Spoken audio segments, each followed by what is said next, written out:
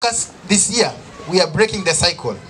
Katika hafla hiyo, wakazi wa kaunti ya Taita Taveta hasa vijana wamehimizwa kujiepusha na dawa za kulevya na badala yake kujitosa kwenye shughuli zinazowainua kiuchumi. Tuache miadarati, tuamue sisi ndio mwisho.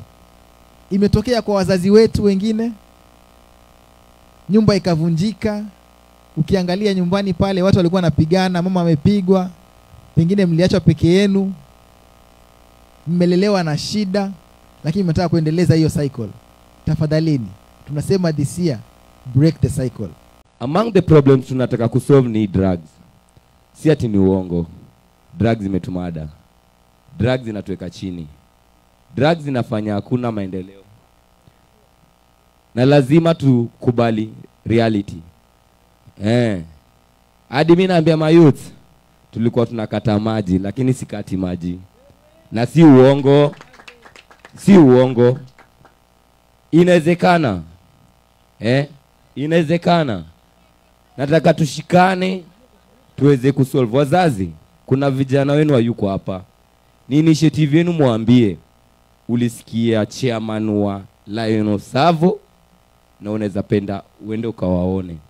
Aidha, wamiliki wa mikahawa karibu na shule wameonywa kuwa biashara zao zitafungwa endapo zitabainika kuchangia matumizi ya mihadarati miongoni mwa wanafunzi. Hatusemi kwamba tumegive up na wale ambao already wako hapo, hapana, lakini tunataka kuweka nguvu yetu sasa kwa prevention kidogo.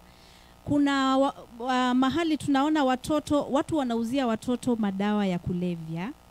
Wengine wanauza madawa ya kulevya na pombe karibu na shule.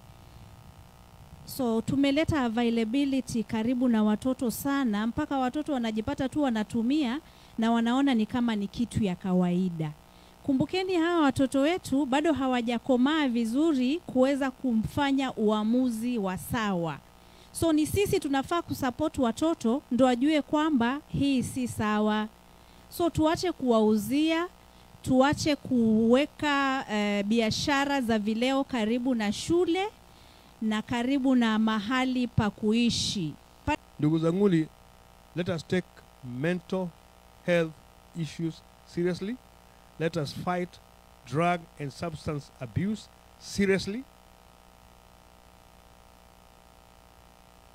Seriously, for the first time, I am pleading, na wazee wa mtaa na everybody, please don't allow your neighbor to destroy other people's. Kumaliza jamii na familia za watu, ukiangalia ukisema, naogopa kusema. Sema, kama ni kuuawa, siwache uawe.